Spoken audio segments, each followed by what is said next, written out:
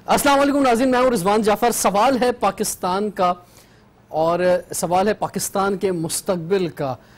जमहूरी दौर से क्या क्या उम्मीदें वाबस्ता हैं और पाकिस्तान के अवाम जमहूरियत पर और जमहूरी लीडर्स पर कितना बिलीव करते हैं। सूबा सिंध जो है ये अब तक जो इसे जिस जगह पे होना चाहिए था, ख़ासतौर पे कराची को जो मकाम मिलना चाहिए था, जिस जगह पे पहुंचना चाहिए था, क्यों नहीं पहुंच सका है।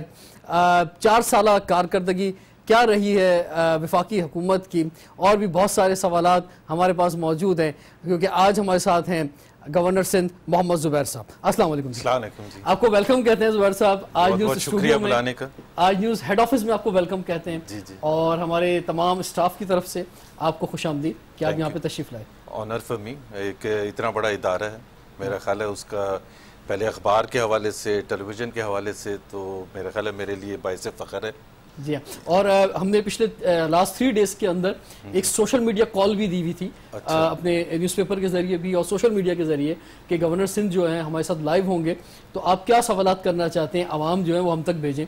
तो इन दिनों में बहुत से सवालात हमारे पास कुछ जमा हुए हैं, कुछ आज लाइव कॉल के जरिए भी आप शामिल कर सकेंगे। पहले तो आप ये बताएं कि एक वक्त था कि हमने आपको देखा कि कुछ अरसे के लिए सही, लेकिन आप इस सीट पे भी थे जिस पे मैं हूँ, और मैं उस चैनल में यूथ शो करता था, आप बिजनेस शो करते थे और मुलाकातें रहती थी। तो 4 साल के अरसे में आप इस कुर्सी से उस कुर्सी की, गवर्नर सिंध की कुर्सी पर आए, तो इसका मतलब अगर पाकिस्तान के काबिल लोग हिम्मत करें, आगे बढ़े, तो पाकिस्तान की सियासत में स्पेस मौजूद है। मेरा ख्याल है ये सबसे इम्पोर्टेंट मैसेज है। जब हम कहते हैं कि जी पॉलिटिकल पार्टीज पर कुछ फैमिलीज की इजारादारी है, या आपका फ्यूडल बैकग्राउंड हो, या बहुत अमीर हो और आप तीसरी नस्ल से, पॉलिटिकल फैमिली से बैकग्राउंड हो, तो मेरा ख्याल है इस चीज़ को जो मैंने देखा और आजमाया, और सबके सामने, पूरे पाकिस्तान के सामने, कि ना ही मेरा कोई PMLN के किसी लीडर के साथ कोई ताल्लुक नहीं था, ना मियां नवाज शरीफ से, ना शहबाज शरीफ साहब से, ना पॉलिटिकल, ना लाहौर से ताल्लुक था, ना कश्मीरी फैमिली से किसी से ताल्लुक था, ना बिजनेस से ताल्लुक था उस हवाले से। तो मेरा ख्याल है एक अगर आप आएँ और आप मेहनत के साथ काम करें और अपनी काबिलियत से, तो मेरा ख्याल है आप अपनी स्पेस बना सकते हैं। और ये ज़्यादा से ज़्यादा लोगों को जो अच्छे, जो भी पॉलिटिकल पार्टी है, वो समझते हैं तहरीक इंसाफ का मैसेज है, या पीपल्स पार्टी का, या MQM का, या जिसका भी PMLN का, तो वो आए और वो स्पेस क्रिएट करें, और बजाय कि घर बैठ के ड्राइंग रूम में क्रिटिसाइज करें कि हमारे पॉलिटिशियंस तो ऐसे हैं या खराब हैं, तो उसके लिए मेरा ख्याल है आगे काम करना। और दूसरा ये भी जरूरी है कि आप पॉलिटिक्स को अच्छा भी समझा जाए। इस मुल्क को सियासतदानों ने ही चलाना है, ये बहुत आसान होता है। सियासतदान नहीं बनाया था, सियासतदान नहीं बनाया था, और ये बहुत आसान होता है कहना कि सारे सियासतदान जो करप्ट हैं, ये हैं, वो हैं। भाई आप जो हैं, अगर ऐसा है तो आप आए इसके अंदर अपना हिस्सा डालें, और इसमें ऐसा महसूस हो रहा है कि आगे कुछ बेहतरी होगी। सवालात बहुत सारे हैं। सबसे पहले तो ये फरमाएं कि आप जब ये फेडरल गवर्नमेंट आई और आप जो हैं फेडरल लेवल पर मुख्तलिफ डेजिग्नेशंस पे रहे और प्राइवेटाइजेशन कमीशन के चेयरमैन भी रहे, तो जब फेडरल गवर्नमेंट में होता है, कोई वजीर के ओहदे पर होता है, तो उसके पास इख्तियारात भी होते हैं, और उसके पास पावर्स, और उसके पास फाइनेंशियल पावर्स भी होते हैं, चीज़ों को इम्प्लीमेंट करने की चीज़ें भी होती हैं। अब जबकि आप एज अ गवर्नर सिंध आए हैं, तो आप क्या समझते हैं कि ये कुछ थोड़ा सा मजबूर ओहदा है कि इसमें जो है एक सेरेमोनियल तो है, या एक इज्जत भी है, कोई 60 यूनिवर्सिटीज़ का चांसलर भी है बंदा, अब आए दिन जो है वो टेकिंग सेरेमनीज भी करवाता है, लेकिन जो है फाइनेंशियल तौर पर और ऑपरेशनल तौर पर जो है इख्तियारात की कमी मौजूद है। नहीं, मेरा ख्याल है ये बड़ा अच्छा सवाल है। पहली बात तो ये है कि सिंध के गवर्नर की अहमियत उस हवाले से बहुत मुख्तलिफ है, क्योंकि कराची जो है सिंध का हिस्सा है, और कराची पाकिस्तान का फाइनेंशियल हब है, और पाकिस्तान की मईशत की जिसको आप कहते हैं ना रीढ़ की हड्डी है। अगर पाकिस्तान की मईशत ने आगे जाना है तो कराची ने अपना रोल प्ले करना है, और पिछले 15-20 साल से जो कराची के हालात थे बहुत ही ख़राब थे, उसकी वजह से कराची की मईशत तो ख़राब हुई, लेकिन पूरे पाकिस्तान की मईशत डूब गई उसकी वजह से। सो अब जबकि लॉ एंड ऑर्डर सिचुएशन बहुत बेहतर हो गई है, और हम समझते हैं फेडरल गवर्नमेंट के लेवल पर, प्राइम मिनिस्टर के लेवल पर, कि अब एक टाइम है कि आपने इकोनॉमिक मोमेंटम, तो इसमें गवर्नर का जो रोल है वो आप कैसे वो अनलिमिटेड है। हाँ।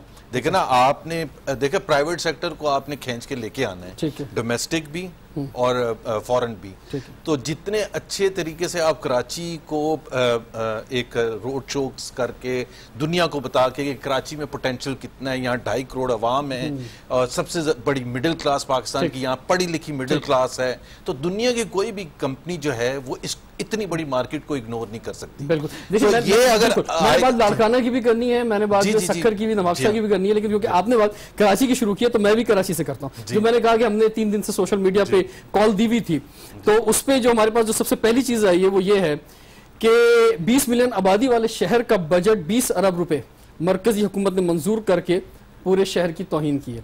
लाहौर का बजट 200 अरब, इस्लामाबाद जो कराची के एक छोटे से कोने के मानिंद है 37 अरब। भारत के हम पल्ला शहर मुंबई का बजट 700 अरब है, जबकि सिर्फ कराची 4200 अरब का हिस्सा मरकज को देता है, 4200 अरब का हिस्सा मरकज को देता है। टोटल जो 5310 अरब रुपए के बजट में 20 अरब यानी सिर्फ 0.35% यानी आधे फीसद से भी कम हिस्सा रखा गया है, जबकि सिर्फ सूद पर 1400 अरब, दिफा के लिए 920 अरब, खसारा तकरीबन 1400 अरब के अरब है। इसके अलावा अगर हम देखें तो 100 रुपए यानी कि हर शहरी के लिए कराची के रखे गए हैं, तो जबकि 100 अरब रुपए सिर्फ वीआईपी अफराद की सिक्योरिटी के लिए मुख्तस है।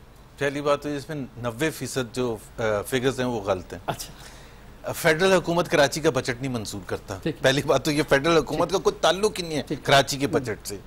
फेडरल हुकूमत की ये बड़ा अच्छा है, ये अगर 1 मिनट देंगे तो मैं एक्सप्लेन भी कर दूं। देखें होता क्या है, पाकिस्तान के कॉन्स्टिट्यूशन के हवाले से और पाकिस्तान के मुख्तलिफ जो तरीक़ेकार हैं उसमें एक डिसाइड हुआ था 2011 में NFC award, 7th NFC award, जिसके तहत, और वो हुआ था पीपल्स पार्टी की हुकूमत थी फेडरल लेवल पर और सिंध में भी उस वक्त। तो उस वक्त जो एग्री हुआ था उसमें ये एग्रीमेंट ये था कि जो भी फेडरल टैक्सेस आएंगे, जो भी फेडरल गवर्नमेंट टैक्सेस वसूल करेगी, उसमें से 60% जो है वो सूबों को जाएगा। ठीक है। सो मिसाल के तौर पर 1900 अरब रुपए 2013 का जब फिस्कल ईयर जब हमारी हुकूमत आई थी 1900 अरब कलेक्ट हुआ था, उसमें से 60% सूबों को जाएगा और सूबों ने फिर डिसाइड करना है कि कराची में लड़काना में कितना देना है। ठीक है ना, तालीम अभी दिया एक पैकेज दिया एक तरह से। पहले मैं जैसे हमने इस्लामाबाद का पैकेज की बात की, लाहौर के पैकेज की बात की, ये तो सही 28वीं तरमीम के बाद बड़ी चीजें जो पहले मैं ये एक्सप्लेन कर दूं।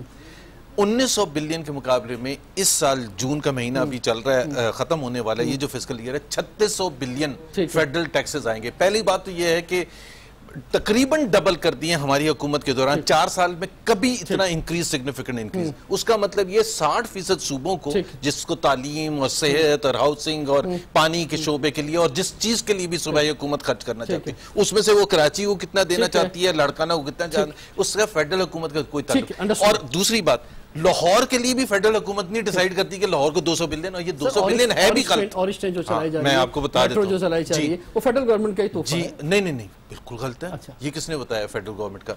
जिस तरह से अब हम कराची में मंसूबे कर रहे हैं, मिसाल के तौर पर ये मैं एग्जांपल दे देता हूँ, ग्रीन लाइन है, ठीक है, ग्रीन लाइन ही 20 बिलियन से ज्यादा का मंसूबा है। पानी का मंसूबा K4 जो हम कराची फेडरल हुकूमत कर रही है वो 26 बिलियन का है। ठीक है।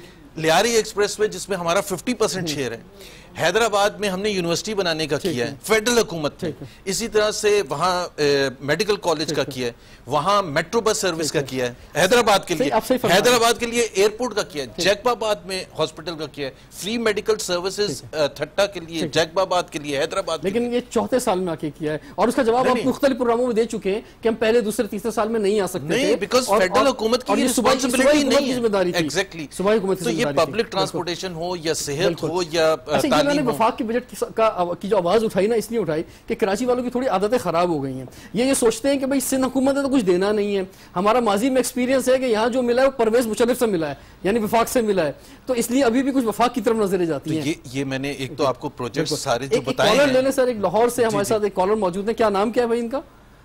मैं आसिफ खटक बोल रहा हूँ। मेरा सवाल यह है कि फेडरल गवर्नमेंट का भी काम होता है ना सूबाई हुकूमत को ओवरसी करना, उनको इंस्ट्रक्ट करना, उनको चलाना।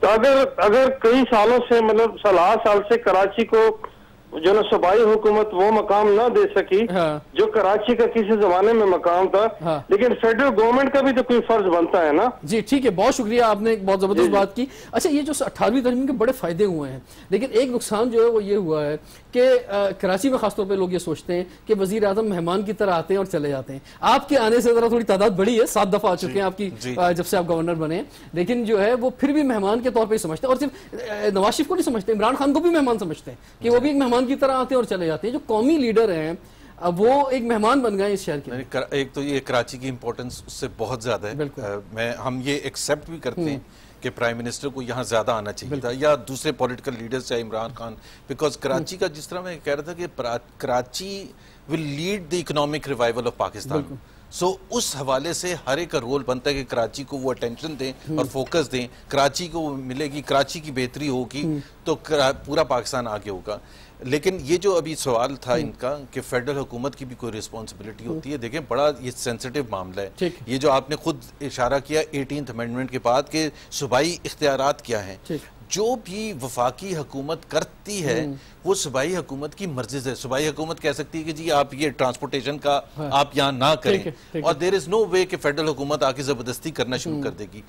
फेडरल हुकूमत क्यों नहीं पहले आई थी 3-4 साल? पहली बात तो ये है कि 2006 में एक चार्टर ऑफ डेमोक्रेसी साइन हुआ था मोहतरमा बेनज़ीर भुट्टो साहिबा शहीद और नवाज शरीफ साहब के दरमियान, और उसमें एक चीज को एक्सेप्ट किया गया था कि 90 की दहाई के जो हमारी पॉलिटिक्स थी जो एक दूसरे को नीचा गिराने की थी वो हमने रिपीट नहीं करनी, और जो इख्तियारात हैं एक दूसरे का मैंडेट को एक्सेप्ट करना। 2013 में मियां नवाज शरीफ पहली दफा प्राइम मिनिस्टर बने उस चार्टर ऑफ डेमोक्रेसी साइन होने के बाद, तो पहले दिन से आके आप कहते हैं कि जी हम यहाँ पब्लिक ट्रांसपोर्टेशन सर्विस, लेकिन मैं आपको ये बता दूं और आपके सारे सुनने वालों को कि हमने पब्लिक ट्रांसपोर्टेशन क्यों किया, किस मजबूरी में फेडरल हुकूमत ने डिसाइड किया कि यहाँ ग्रीन लाइन का मंसूबा है। पूरा कराची जानता है कि यहाँ जो पब्लिक ट्रांसपोर्टेशन है वो रन होती है, वो जो वैगन्स हैं 70 की दहाई के, और मैं ये कहता हूँ कि वो वही वैगन्स हैं जिसमें बैठ के मैंने पढ़ाई की थी, मुकम्मल की थी, और वो वही बसेस आज भी चल रही हैं। सिर्फ फर्क ये हो गया है कि पॉपुलेशन इतनी बढ़ गई है कि जो एडिशनल पॉपुलेशन है वो छतों पर बैठी हुई है या अंदर इस किस्म का माहौल है कि दम घुटता है। तो अब वफाकी हुकूमत में आप इस्लामाबाद में बैठे हुए, लाहौर में जबरदस्त पब्लिक ट्रांसपोर्टेशन सिस्टम है, मुल्तान में है, पिंडी में, इस्लामाबाद में। आपने दुनिया घूमी है, हम भी दुनिया में जाते हैं, इतने बड़े शहर के लिए आप समझते हैं कि ग्रीन लाइन भी बस ही है आखिरकार, यानी हल जो है वो बस नहीं है। और दूसरी बात, मैंने अभी पिछले दिनों मैंने जकार्ता में गया, जकार्ता में मैंने यही देखा किस तरह मेट्रो चल रही है, लेकिन उसके लिए इतना खर्चा नहीं हो रहा जो इल्जाम लगते हैं करप्शन के और चीजों के, ना इतने ब्रिज बन रहे हैं, वो राइट ट्रैक के ऊपर जो है वो बसें चल रही हैं। असल चीज जो है वो ट्रेन ही, मसले का हल जो है वो ट्रेन है। और क्लाइमेट चेंज का जो इशू कराची में मौजूद है और हमें जो गाड़ियों की तादाद कम करनी है, आप देखें शहर में एक आदमी गाड़ी में बैठा हुआ होता है, उसका हल इन द एंड जो है वो ट्रेन। अल्टीमेट सोल्यूशन जो है वो है मास ट्रांजिट सिस्टम। 3 किस्म के मास ट्रांजिट सिस्टम होते हैं, या ट्रेन, अंडरग्राउंड ट्रेन, या ओवरहेड ट्रेन, या ये जो मेट्रो बस सर्विस है। ठीक है, इसमें सबसे सस्ता और सबसे कम अरसे में मेट्रो बस सर्विस बनती है। जब लाहौर में बनी थी तो जबरदस्त उसका मजाक भी उड़ाया गया, क्रिटिसाइज भी किया गया, और मैं हमेशा पूछता हूँ कि एक शहर लाहौर के साइज का बताते हैं, मासवा कराची के, पूरी दुनिया में अफ्रीकी ममालिक मिला के जहां मास ट्रांजिट सिस्टम ना हो, क्योंकि अल्टीमेटली तो आपने जाना ही वहां है। अब ये कहना कि जी ट्रांसपोर्टेशन से इकोनॉमिक तरक्की नहीं होती, तो मेरा ख्याल है इससे ज्यादा मज़ाक़ खेज बात कोई नहीं है। लेकिन जो वो बस के ऊपर बैठा हुआ कराची का जो शहरी है, वो जब देखता है अपने पॉलिटिकल लीडर्स को कराची में बैठ के मजाक उड़ाना, लाहौर का जंगला बस सर्विस कहना, तो वो कहता है आप उसका तो मजाक उड़ा लिया, मेरे लिए क्या है? मेरा भी आपने कुछ सोचा या नहीं सोचा? जिसने लाहौर को बनाया फिर उसको ही फिर सिंध वाले वोट दें, इसका मतलब। खैर मिर्जा ताहिर साहब है, मैंने नहीं कहा। ये आपने भी इस तरह से नहीं कहा था जिस तरह से मीडिया ने इसको शो कर दिया। भाई कॉलर है हमारे साथ या ब्रेक ले हैं? अच्छा कॉलर है मिर्जा साहब मेरे ख्याल से कराची से। अस्सलाम वालेकुम जी। वालेकुम अस्सलाम जी। गवर्नर साहब ऑनलाइन है आज पहली दफा, क्या कहना चाहेंगे आप? हाँ, गवर्नर साहब से मैं बात कर रहा हूँ कि 40 साल से जी इस सूबे सिंध कराची आवाज जरा थोड़ी बढ़ा दें स्टूडियो में। कोटा सिस्टम के तहत जो है वो जॉब के सिलसिले में लोगों को काटा हुआ है जी। इस सिलसिले में जी आप चाहें तो कोटा सिस्टम पे बात कर रहे हैं कि भाई सबसे बड़ा जो मसला है वो कोटा सिस्टम है। ये कोटा सिस्टम का सवाल करेंगे और भी बहुत सारे सवालात हैं। जैसे हमने कहा कि लास्ट 3 डेज में जब हमने अनाउंस किया कि गवर्नर साहब हमारे साथ होंगे तो सवालात की एक लंबी फहरिस्त है जो हमारे पास अवाम की तरफ से आई है। तो हम ब्रेक के बाद कंटिन्यू करेंगे। सवाल है पाकिस्तान का।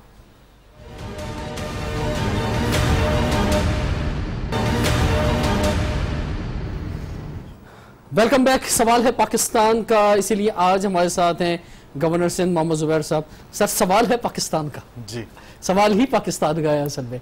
और बात हो रही थी ब्रेक से पहले कि सवाल था कोटा सिस्टम का जो लगाया गया था 10 साल की मुद्दत के लिए कि रूरल सिंध को ऊपर उठाया जाएगा, उन्हें इस मेयार पे लाया जाएगा कि अर्बन सिंध, और ये मतलब सिर्फ सिंध के अंदर है, कहीं और नहीं है। और ये शहर जब कैपिटल था, आप खुद जानते हैं कि ये सिर्फ कराची तरक्की नहीं कर रहा था, पूरा पाकिस्तान तरक्की कर रहा था।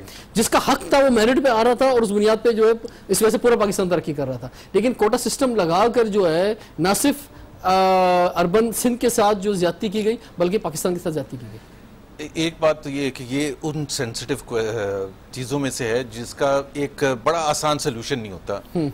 कुछ राय इस तरफ ओपिनियन ज़रूर है कि जी वो क्यों किया गया कि जी रूरल अर्बन सिंध में जितना गैप है और किसी प्रोविंस में नहीं है। पहली बात तो ये तय कर लें कि रूरल अर्बन पंजाब में इतना गैप नहीं है जो सिंध में है। सो उसके लिए ये किया गया था कि 10 साल का पीरियड, चूंकि एक अच्छी असेसमेंट थी कि 10 साल में कोटा सिस्टम रहेगा और उस 10 साल के दौरान रूरल सिंध का एजुकेशनल लेवल है जो ऊपर लेके जाया जाएगा और जैसे जैसे वो ऊपर आएगा वो फिर मेरिट में साथ कंपीट कर सकेंगे।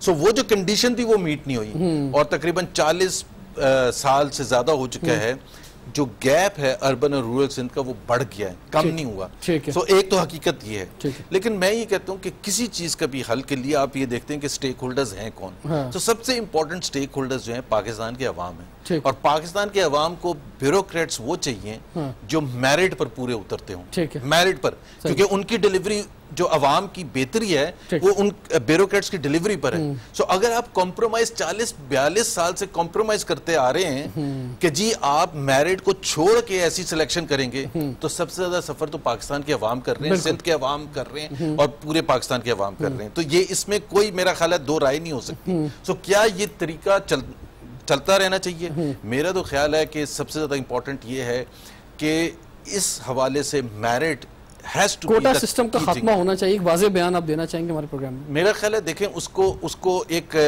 वक्त आ गया है कि उसको रिव्यू करें और उसको बहुत जल्द, एक जाहिर सी बात है मेरे से तो आपने अभी एकदम से सवाल पूछा है, इसमें बहुत सी मुख्तलिफ राय हैं, लेकिन कोई भी चीज जो है विदाउट कॉस्ट नहीं होती। ये नहीं होता कि अगर आप कोटा सिस्टम खत्म कर देंगे तो दूसरी तरफ कोई उसके नुकसानात नहीं होंगे या कोटा सिस्टम को रखने से बहुत से नुकसानात नहीं हो रहे। So it's not about black and white कि जी ये फैसला होगा तो बिल्कुल ठीक हो जाएगा। लेकिन मेरा ख्याल है quota system as such, because हम सब मेरिट की बात करते हैं, दुनिया भर में मेरिट होता है, तो मेरिट पर अगर ब्यूरोक्रेट्स आएंगे चाहे उनका ताल्लुक कराची से हो या दादू से हो या तो बड़ा अच्छा। और दूसरी बात मैं आपको ये बता दूं कि रूरल सिंध में जो एक बहुत पॉजिटिव चीज है, बहुत सी यूनिवर्सिटीज बन गई हैं और मैं खुद भी विजिट किया लड़काना में, नवाब शाह में और भी बहुत सी जगह, सक्कर में। और एक रूरल सिंध का एक नया सोशल ऑर्डर मेरा ख्याल है इमर्ज होके आ रहा है हजारों की तादाद में। जरूरत यह है कि वहां जाके इनकरेज करने की उन यूनिवर्सिटीज में कि आप उसमें CSS वगैरह के एग्जाम्स में बैठें और अगर आप उसकी प्रमोशन करेंगे तो आपको बहुत बेहतरीन और एक कोटा सिस्टम खत्म होगा और मेरिट आएगा और एक कंपटीशन का रुझान होगा तो वहां पे और एजुकेशन लेवल जो बढ़ेगा। लाइव कॉल्स का सिलसिला जारी है और हमने लाइव कॉल्स ओपन की है आज गवर्नर सिंध के लिए। हमारे साथ फरीद मातली साहब मौजूद हैं। अस्सलाम वालेकुम जी। जी कहाँ से बात कर रहे हैं? सर मैं मातली से बात कर रहा हूँ, फरीद निजामानी मातली से। जी फरमाइए, क्या कहना चाहेंगे? सर मेरा क्वेश्चन ये कि 1999 में मियां मोहम्मद नवाज शरीफ साहब ने इफ्तिताह किया था मजदूर बच्चों के लिए, मातली में एक बना था हॉस्पिटल, ठीक है, मजदूर बच्चों के लिए, ठीक है, वो बन चुका है, उसको भी 5-10 साल हो गए हैं। तो वो मुकम्मल हुआ पड़ा है, अभी तक उसका फीफा नहीं कटा है, किसी ने इफ्तिताह नहीं किया है मजदूर बच्चों के लिए। ये डिस्ट्रिक्ट तंदूर मोहम्मद खान में भी आता है और डिस्ट्रिक्ट, ठीक है, आपने बहुत अच्छा किया कि आपने नोटिस करवाया। जी मैंने नोट कर लिया, इंशाल्लाह ताला इस पर हम जो ये बता रहे हैं जो भी करना होगा। पंजाब में भी हॉस्पिटल्स का बड़ा बुरा हाल है और अपोजिशन आपकी यही आवाज उठाती है कि मेट्रो बन रहे हैं, सब कुछ बन रहा है, हॉस्पिटल नहीं देखे जा रहे। मेरा ख्याल है ये बिल्कुल सही नहीं है। अगर आप बजट उठा के देख लें पिछले 3-4 साल का, तो रिकॉर्ड सबसे ज्यादा स्पेंडिंग कहाँ है? सबसे ज्यादा स्पेंडिंग है एजुकेशन पर। ठीक है। पिछले साल, इस साल का जो बजट आया 30% जो टोटल बजट है, मसलन 100 रुपए जो पंजाब के बजट में, उसमें से 30 रुपए जो है सिर्फ एजुकेशन पर है और तकरीबन 18 या 19 रुपए जो है हेल्थ सेक्टर पर है। एक तो चीज मेरा ख्याल है, पाकिस्तान को जब हम कंपैरिजन करते हैं तो दो तरीके होते हैं। एक तो आप रीजनल कंट्रीज के साथ करते हैं और दूसरे आप दूसरे सूबों के साथ करते हैं। सो जब आप पंजाब को देखते हैं तो पंजाब को दूसरे सूबों के साथ कंपैरिजन करें और पंजाब का कंपैरिजन करें इंडिया के किसी सूबे के साथ या बांग्लादेश के या श्रीलंका के साथ, स्विट्जरलैंड के साथ ना करें। Far far better both in terms of quality, quantity और देखभाल।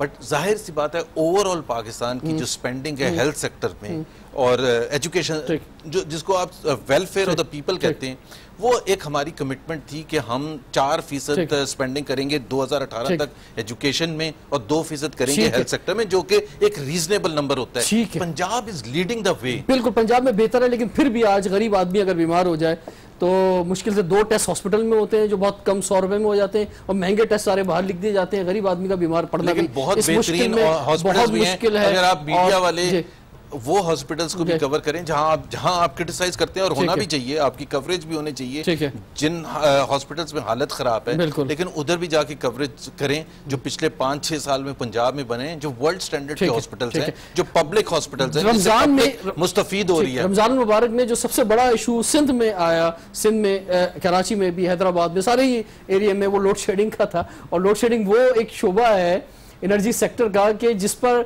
वजीर आजम पाकिस्तान ने पहले ही दिन से सबसे ज्यादा फोकस किया, सबसे ज्यादा तवज्जो दी। उसके बावजूद 4 साल में सूरत हाल है। इस पर हम आएंगे इस पर रोक देते हैं। एक कॉलर भी हमारे साथ रोड़ी से, उनको भी हम रोक देते हैं क्योंकि बात हो रही थी कोटा सिस्टम की। और कोटा सिस्टम पे बड़ी सियासत भी की गई और बड़ी आवाजें भी उठाई गई। बिल्कुल। एक बात यह है कि एक फार्मूला तय हुआ जुल्फिकार अली भुट्टो साहब के दौर में कि जनाब, क्योंकि सिंध में 2 बड़ी आबादी हैं, एक सिंधी स्पीकिंग है, एक उर्दू स्पीकिंग है, तो एक फार्मूला को यूं तय करते हैं कि अगर वजीर आला जो है वो सिंधी स्पीकिंग होगा तो गवर्नर जो है वो उर्दू स्पीकिंग होगा। और इस फार्मूले को काफ़ी हद तक वज़ीर आज़म नवाज शरीफ साहब ने भी पिछले दौर में भी फॉलो किया, बेनज़ीर साहिबा ने भी फॉलो किया, परवेज़ मुशर्रफ साहब ने, सबने किया इसको। तो आप जब यहाँ पे तशरीफ लाएं और यहाँ पे एक इंटीरियर सिंध से कहना चाहिए नुमाइंदगी जिस पार्टी की है, सियासी जमात की, वो हुकूमत में है, तो शहरी आबादी और खासतौर पर उर्दू स्पीकिंग तबका जो कराची और हैदराबाद में बड़ी तादाद में मौजूद है, उसके साथ आपने कैसा रिलेशनशिप या लिंक एक बनाया ताकि उन्हें भी महसूस हो कि उनका रियासत में हिस्सा है और उनका कोई नुमाइंदा जो है वो अगर वजीर आला हाउस में नहीं बैठा हुआ तो कम से कम गवर्नर हाउस में बैठा हुआ है। मेरा ख्याल ये बैलेंस इम्पोर्टेंट है। आपने जिस तरह जिक्र किया शुरू से ऐसा एक रहा है, अनरिटन एक रूल है बट प्रैक्टिस रही है, और ये सिंध के हवाले से बड़ी इम्पोर्टेंट है कि ताकि एक बैलेंस रहे। हालांकि मैं फिर भी कहता हूँ कि मेरिट पर होना चाहिए, जो भी चाहे गवर्नर सिंधी स्पीकिंग है वो अगर वो ज़्यादा सर्विस डिलीवरी कर सकता है सिंध के अवाम के लिए, या उर्दू स्पीकिंग वज़ीर आला हो सकता है, तो इसमें मेरा ख्याल है कोई वो नहीं होनी चाहिए हिचकिचाहट। जहाँ तक मेरा ताल्लुक है, पहले तो मैं ये वजाहत कर दूं क्योंकि जब मुझे गवर्नर अपॉइंट किया जा रहा था तो मेरे कुछ मुखालफिन ने फैला दिया कि मेरा ताल्लुक शायद इधर से कराची से नहीं है। तो मैंने उनको बताया कि, और मैं वजाहत भी कर दूं कि मेरे वालिद साहब फौज में थे, और आपको पता है फौज में जब होते हैं तो वो पूरे मुख्तलिफ शहरों में और मुल्कों में उनकी ट्रांसफ़र होती है। वो 20 दिसंबर सन 71 को रिटायर हुए और 28 दिसंबर सन 71 को हम कराची आ गए थे। तो उस वक्त से तो मैं कराची में एक्सेप्ट फॉर पीरियड जब मैं अपने काम के सिलसिले में बाहर रहा हूँ, तो अदर देन डैट मैं फुल फ्लेज कराचीआइट हूँ, उर्दू स्पीकिंग कराचीआइट, और हमारे ख़ानदान का भी वैसे ही ताल्लुक है। तो लेकिन मेरी जो फोकस है सिर्फ कराची नहीं है, पूरा सिंध है और पूरा पाकिस्तान है। क्योंकि मैं समझता हूँ जब मैं कराची की बात करता हूँ तो कुछ लोग कहते हैं कि आप कराची की बहुत बात करते हैं, मैं ये कहता हूँ कि कराची को मोमेंटम देना इसलिए लाजमी है कि वो पाकिस्तान की रिक्वायरमेंट है। So it's not a Karachi project, it's a Pakistan project. क्योंकि एक उर्दू स्पीकिंग जो तबका है उसकी जो नुमाइंदगी है, अगर वो किसी हद तक उन्होंने वोट दिए एमक्यूएम को, एमक्यूएम का जो सूरत हाल हुई वो आपके सामने। लेकिन मैं एक वजाहत जरूर करूंगा कोटा सिस्टम के हवाले से, और ये मैं अपने एमक्यूएम के दोस्तों को, फारूक सत्तार साहब को और दूसरों को मैंने कहा भी है कि उन्होंने क्या गलती की। उन्होंने कोटा सिस्टम के खिलाफ नारा लगाया जो कि बड़ा इंपॉर्टेंट था, ठीक है। कराची के अवाम की उर्दू स्पीकिंग और हैदराबाद अर्बन सिटीज की एक आवाज थी जिसको उन्होंने रिप्रेजेंट किया। लेकिन ये एक क्लासिक एग्जांपल है आप किस हद तक उसके लिए जाएंगे उस ऑब्जेक्टिव को अचीव करने के लिए। अब हुआ ये कि कराची जो था वो हमेशा से डिपेंडेंट था on vibrant private sector. Private sector ने ही उसको आगे लेके गया था। प्राइवेट सेक्टर ही की वजह से पाकिस्तान की फिनोमिनल प्रोग्रेस हुई थी पहले 40-45 साल में। ये उस हद तक लेके चले गए कि जहां से प्राइवेट सेक्टर पैक होना शुरू हो गया, लॉ एंड ऑर्डर इतना खराब हो गया, और जो एग्जिस्टिंग था वो तो बाहर जाना शुरू हो गया, दूसरे शहरों में या दूसरे प्रोविंसेस में या बाहर, और जो नया आना था पिछले 20-25 साल में वो आया नहीं। जो लाखों जॉब्स क्रिएट होती थी प्राइवेट सेक्टर में वो क्रिएट होने बंद हो गई, और जो 4000 या 5000 जॉब्स चाहिए थी कोटा सिस्टम से वो भी नहीं मिली। ठीक है, तो अगर वो मिल भी जाती थी हंगामे के बाद तो आपको एक बैलेंस तो रखना पड़ता है। उसके अलावा सबसे ज्यादा इंपॉर्टेंट कराची के शहरियों के लिए प्राइवेट सेक्टर की वाइब्रेंसी है, थी। लेकिन उसके साथ साथ ये था कि आप फौज में भी नहीं जा रहे, आप पुलिस में भी नहीं जा रहे, यहाँ से आप ब्यूरोक्रेसी में भी नहीं जा रहे, सीएसएस के एग्जाम भी नहीं दे रहे। लेकिन फौज में तो कोई मेरिट सिस्टम का नहीं है, लेकिन जा ही नहीं रहे, मिजाज ही नहीं है ना मसद। एक रिश्ता रियासत से जो जुड़ना चाहिए था वो रिश्ता टूटा हुआ है काफी सालों से। लेकिन देखिए बात ये होती है कि हर शहर, हर एक बैकग्राउंड के लोगों की अपनी तरजीहात होती है। ये इंग्लैंड में भी है, ये इंडिया में भी है, ये पाकिस्तान में भी है। लाहौर में अगर आप एक महीना गवर्नमेंट जो लाहौर में गुजारेंगे तो आपको 50 से ज्यादा लोग मिलेंगे जो सीएसएस या फौज में जाने की तैयारी कर रहे होंगे। यहां आप 6 साल में आपको 50 नहीं मिलेंगे। सो एक ये हमेशा से प्राइवेट सेक्टर पर डिपेंडेंट रहा है और होना भी चाहिए, इसमें कोई खराबी नहीं है। एक मार्शल रेस वो कहलाती है, वो जो चिकवाल बेल्ट है या जो भी है पंजाब में, वो प्री पार्टीशन के जमाने से भी अगर आप उठा के देख लें, फौज में सबसे ज्यादा लोग कहां से आते थे? उसी इलाके से आते थे, जेलम, चिकवाल, पिंडी वगैरह से आते थे। नहीं तो सर मेरा सवाल यही था कि आप गवर्नर हाउस में हैं तो आप ये जो उर्दू स्पीकिंग जो तबका है इनके साथ एक कि महसूस हो कि हमारा एक नुमाइंदा मौजूद है, एक जो बात तो उस सिलसिले में कुछ आपने सोचा या कुछ इम्प्लीमेंटेशन की बात? पहले तो मैं कहता हूँ उर्दू स्पीकिंग जो कराची के अवाम को है कि गलती क्या कराची के अवाम ने की है। कराची सबसे बड़ा शहर है पाकिस्तान का और इसको पाकिस्तान को लीड करना चाहिए हर शोबे में, चाहे वो तालीम है, चाहे वो खेल है, चाहे वो लीगल प्रैक्टिस है। सबसे पहले करता था और तकरीबन 80s तक करता था। और दुनिया में ये मुंबई आप उठा के देख लें, आप लंदन उठा लें, पेरिस उठा लें, न्यूयॉर्क उठा लें, अमेरिका को लीड करते हैं न्यूयॉर्क के लोग, बिकॉज सबसे बड़ा वाइब्रेंट शहर है। या लंदन, आप इमेजिन कर सकते हैं कि लंदन के लोगों का एक नैरो व्यू और रीजनल व्यू हो कि उनके प्रॉब्लम्स रीजनल हो। सबसे बड़ा शहर जो होता है वो रीजनल आउटलुक नहीं रखता, वो नेशनल आउटलुक रखता है। और यही कराची की लीडरशिप ने गलती की थी। बिल्कुल कि भाई you are the leaders, you should lead, बजाय कि आप ये कहें कि जी हम एक कोई छोटे से शहर के लोग हैं और हमारे छोटे से मामलात हैं। नहीं, आपके लेकिन इस जगह पे पहुंच गए। एक यहाँ पे अक्सर बात कही जाती है, हमारे प्रोग्रामों में भी कही गई कि पंजाब से अगर कोई MNA MP है वो वफाक की बात कर रहा होता है, यहाँ का MNA MP जो है वो यहीं से नहीं निकल पाता। मसद जो है मैं यही कह रहा हूँ कि मेरा ख्याल है अब आउटलुक चेंज करने की बात है और नेशनल पॉलिटिकल पार्टीज, जो भी नेशनल पॉलिटिकल पार्टी है उसके साथ चलने की। मैं ये नहीं कह रहा MQM को सपोर्ट ना करें, वो तो अपनी अपनी तरजीहात हैं, MQM को करें, सुन्नी तहरीक को करें, जिसको भी करें, बट आउटलुक नेशनल होनी चाहिए। And that will benefit Karachi and urban Sindh more than anything else. ठीक है जी, आपके लिए लाइव कॉल्स हमने ओपन किए, आप गवर्नर सिंध से सवाल कर सकते हैं। जो मैंने से कहा था कि सोशल मीडिया पे जो हमारे पास सवाल आ रहे हैं 4 साल की कारकर्दगी के हवाले से, इसमें भी आप कहेंगे शायद हो सकता है आदाद शुमार गलत हो कि बरामदात $100 अरब तक लेकर जाएंगे। नवाज शरीफ साहब ने कहा था, आज ये 25 अरब से कम होकर 4 साल बाद 20 अरब रह गई है, जो 20% की कमी है। PIA रेलवे दीगर इदारों के खसारे ख़त्म करके फ़ाल इदारे बनाएंगे। खसारा जो 2013 में 312 अरब था, 300% इजाफे के बाद अब 964 अरब हो चुका है। कशकोल तोड़ देंगे, किसी के आगे हाथ नहीं फैलाएंगे। मुल्क की तारीख की सबसे बुलंद कर्ज, भारी तरीन सूद सख्त शराइत पे लिए गए। आज मुल्क में हर पैदा होने वाला बच्चा जो है 1,20,000 का मकरूज है।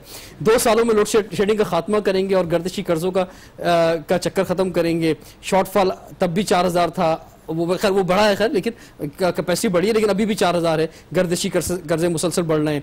जरदारी साहब का एहतसाब होगा, पाकिस्तानी को लौटा हुआ पैसा स्विस बैंक को और दीगर से वापस आएगा, जबकि जरदारी उसके रुफका पर करप्शन के केस बंद और मुफाहमत हो चुकी है। इतने आपने सवाल पूछे हैं, ये तो सब मैंने कहा इन्हें बड़े अच्छे हैं, लेकिन एक एक करके मैं देखिए, जिस तरह आपने कहा एक्सपोर्ट्स का, और बिल्कुल पहले तो मैं बताऊं कि मैक्रो इकोनॉमिक इंडिकेटर्स जितने क्यों ना तफसील से आपसे इस सवाल का जवाब लें। एक ब्रेक की तरफ बढ़ते हैं और कोशिश करेंगे, लाइव कॉल्स का बहुत रश है और कोशिश कर रहे हैं कि आपकी लाइव कॉल्स जो हैं वो गवर्नर साहब की खिदमत में पेश कर सके, और ये जो मैंने अभी अदाद शुमार पेश किए हैं इस पर जवाब लेंगे ब्रेक के बाद। सवाल है पाकिस्तान का।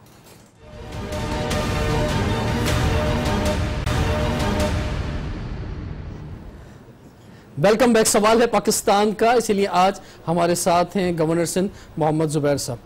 जी सर, अब ये सवालात जो मैंने ब्रेक से पहले की, काफ़ी चीज़ें इसमें जो है वो इंक्लूड हो गई थी, मेरे ख्याल से दोहराने की ज़रूरत नहीं है। मैं बता देता हूँ। देखिए, पहली बात तो ये है कि इकोनॉमी का जायजा जो है बड़ा इंपॉर्टेंट है। मैक्रो इकोनॉमिक इंडिकेटर्स जहाँ हम जिससे पूरी दुनिया का एक स्टैंडर्ड मेजरमेंट है, ये तमाम चीज़ें जिस तरह आपने भी जिक्र किया, और उसके अलावा जो है ग्रोथ रेट है, फिस्कल डेफिसिट है, टैक्स टू जीडीपी है, ये स्टैंडर्ड होते हैं जिससे मेजर किया जाता है कि जी इंडिया अच्छा परफॉर्म कर रहा है, चाइना या पाकिस्तान या मैक्सिको एंड सो ऑन। एक तो ये है कि 90% मैक्रो इकोनॉमिक इंडिकेटर्स बहुत अच्छे पॉजिटिव हैं, और उसकी एक रिफ्लेक्शन जो है, आप दुनिया के कोई भी इन्वेस्टमेंट बैंक, बड़े फाइनेंशियल इंस्टीट्यूशन या रेटिंग एजेंसीज जैसे मूडीज है, स्टैंडर्ड एंड पुअर्स है, या फाइनेंशियल इंस्टीट्यूशंस हैं, या मल्टीलैटरल एजेंसीज हैं, IMF, वर्ल्ड बैंक वगैरह हैं, या पब्लिकेशंस हैं जिस तरह इकोनॉमिस्ट है लंदन का, या फाइनेंशियल टाइम्स है, या वॉल स्ट्रीट जर्नल है, इनकी किसी की भी रिव्यू पाकिस्तान के बारे में पढ़ लें तो इट्स एक्सट्रीमली पॉजिटिव, और वो रिफ्लेक्ट होती है। चाहे जीडीपी ग्रोथ है वो 10 साल में सबसे हाईएस्ट है। फॉरेन एक्सचेंज सीपैक तो नहीं है कहीं, सीपैक का तो अभी तक इम्पैक्ट आया नहीं है। इसी तरह से फिस्कल डेफिसिट जो है वो इसी तरह लोएस्ट एवर है। डिस्काउंट रेट पाकिस्तान में पिछले 40 साल में लोएस्ट है।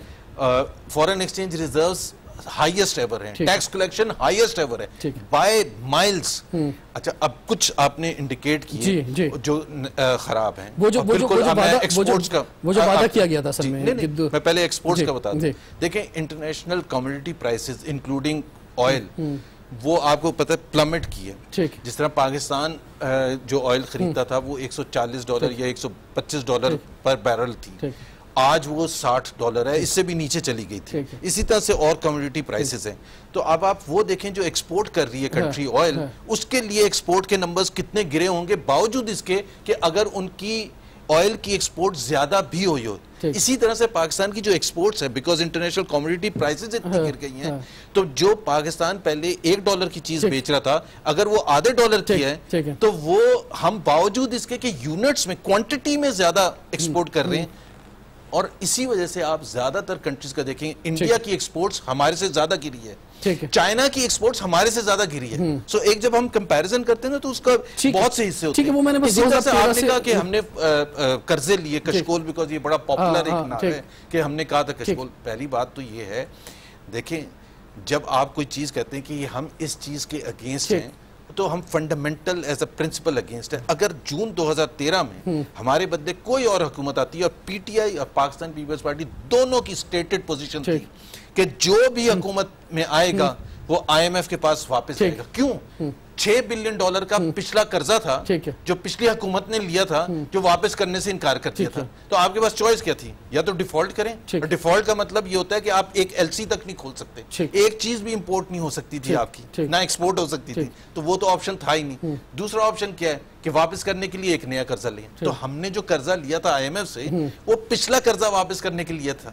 अपने उसके लिए नहीं किया था। कुछ चीजें हमने की थी जो कि फॉरेन एक्सचेंज रिजर्व्स को ऊपर ले जाने के लिए, क्योंकि उसकी जरूरत ये थी, थोड़ा सा कॉम्प्लेक्स हो जाएगा, कि अगर आप देखें कि रुपी जो था अगेंस्ट द डॉलर वो इतने बुरे तरीके से स्लाइड कर रहा था कि अगर हम उसको रोकने के लिए एक्शंस ना लेते, अपने फॉरेन एक्सचेंज रिजर्व्स बिल्डअप ना करते, तो 150 पर होता आज रुपए। तो हमने क्या किया, और फिर उसके दूसरे असरात होते हैं इन्फ्लेशन पर। इन्फ्लेशन पिछले 15 साल में लोएस्ट एवर है, लोएस्ट एवर, ये स्टैटिस्टिक्स हैं।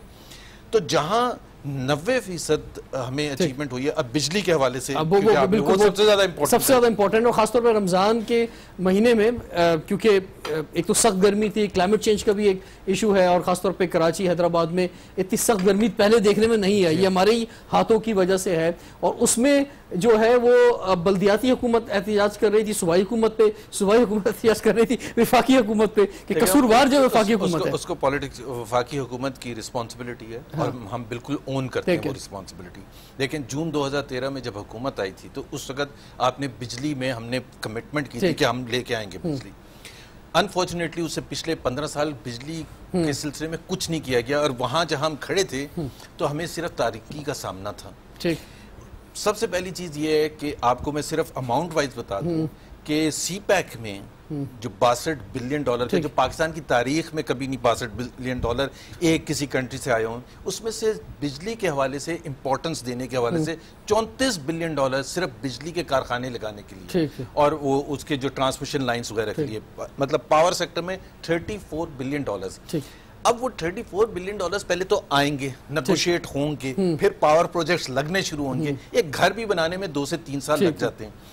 और फिर ट्रांसमिशन लाइंस, अगर आप पावर प्रोजेक्ट्स कंप्लीट भी कर लें तो क्या आपके पास ट्रांसमिशन लाइंस थी उसको सारे नेशनल ग्रिड तक ले जाने के लिए? हमने जो उस पर किया था, और अप्रैल इस साल, ये जो 2017 से लेके मार्च अगले साल तक, यानी कि 12 महीने में हर महीने एक नया प्रोजेक्ट चलना शुरू होगा। अप्रैल में आया, मई में, जून में, जुलाई में आएगा, फिर कुछ एक से ज्यादा प्रोजेक्ट आएंगे।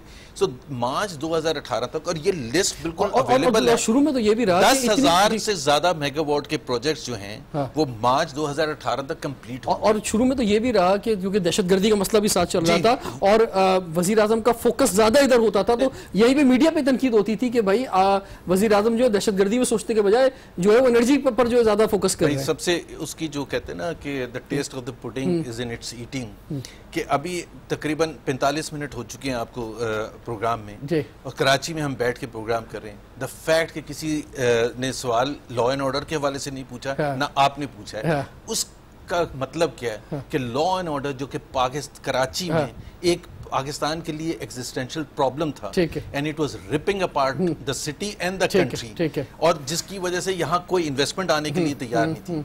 आज अल्लाह का शुक्र है हम वहां बैठे हैं जहां हम वो डिस्कशन भी नहीं करते। एक सी चेंज आया। इसका क्रेडिट जो है वो, इसमें क्रेडिट पे बड़ी बात होती है। जो क्रेडिट मैं बड़ा सिंपल सा आपको जवाब भी दे दूंगा। क्रेडिट बड़ा सिंपल सा है। जून, और ये बड़ा इंपॉर्टेंट है, जून 2013 में हम जहां बैठे थे वहां कराची तबाही के किनारे पर, ठीक है, ये इससे तो कोई इनकार नहीं, इससे भी कोई इनकार नहीं है कि हमारी फौज, अल्लाह का शुक्र है, या रेंजर्स, अल्लाह का शुक्र है, उनकी कैपेसिटी और कैपेबिलिटी पर किसी को शक नहीं था। ये आप मानते हैं? आपके हवाले से एक सोच गई कि आप राहिल शरीफ साहब को क्रेडिट नहीं दे रहे, या जो है रेंजर्स को क्रेडिट नहीं देना चाह रहे। इसमें तो कोई डिसएग्रीमेंट नहीं है। आप भी उस वक्त ये कहीं डिस्कस नहीं होता था कि हम इसलिए ऑपरेशन नहीं कर रहे क्योंकि फौज में कैपेसिटी नहीं है, ये तो कभी डिस्कशन नहीं होता। तो था क्या? Lack of political will. यही था ना कि डिसीजन किसने लेना है। तो जून 2013 में हुकूमत आई, 13 जून 2013 में। जुलाई में पहली मीटिंग हुई चीफ ऑफ आर्मी स्टाफ उस वक्त जो थे अशफाक परवेज कियानी के साथ, और ये प्राइम मिनिस्टर और उनके दरमियान फैसला हुआ कि कराची में ऑपरेशन इनएविटेबल है, यहाँ करना ही करना है। लेकिन करने के लिए क्या एक्शंस लेने थे? तमाम स्टेक होल्डर्स जिसमें पॉलिटिकल पार्टीज भी शामिल थी, उनको ऑन बोर्ड लाना था, उनमें कंसेंसस क्रिएट करना था। वो किसने किया? प्राइम मिनिस्टर नवाज शरीफ ने। उसके बाद रेंजर्स, बहुत इंपॉर्टेंट है, रेंजर्स के इख्तियारात के हवाले से कि भाई रेंजर्स को अगर आप कहेंगे भी ऑपरेशन करने के लिए, उनके इख्तियारात क्या हैं? तो उसके लिए पार्लियामेंट में अमेंडमेंट करवाई गई आर्टिकल 147 में, और फाइनली सितंबर के फर्स्ट वीक 2013 गवर्नर हाउस में मीटिंग हुई जिसमें आर्मी चीफ भी मौजूद थे, ISI चीफ भी मौजूद थे, तमाम पॉलिटिकल पार्टीज, मैं कंप्लीट करूं, तमाम पॉलिटिकल पार्टीज के नुमाइंदे मौजूद थे। प्राइम मिनिस्टर ने अनाउंस किया लॉन्च ऑफ द ऑपरेशन सितंबर फर्स्ट वीक 2013। अब सुन लें, और फाइनली जो सबसे इंपॉर्टेंट चीज थी जो प्राइम मिनिस्टर ने कमिटमेंट ली, तमाम पॉलिटिकल पार्टीज जिसमें MQM, पीपल्स पार्टी, सुन्नी तहरीक, ANP, PMLN, कि कोई भी इंटरफेयर नहीं करेगा ऑपरेशन में। तो उसका क्रेडिट मुझे आप बता दें, अब किसको जाना चाहिए? किसको जाना चाहिए? विजिलेंस कमेटी जो बननी थी उसका क्या हुआ? और उसमें ये शार्प जरा एक ब्रेक लेना है क्योंकि हेडलाइन है, हेडलाइन के बाद हम दोबारा कंटिन्यू करते हैं। गवर्नर साहब से हमने रिक्वेस्ट की है कि थोड़ा सा दौरानिया हम प्रोग्राम को बढ़ा रहे हैं और हेडलाइन के बाद जो हम दोबारा हाजिर होंगे। बहुत सारे सवाल अभी भी रहते हैं, तो ब्रेक के बाद कंटिन्यू करते हैं। सवाल है पाकिस्तान का।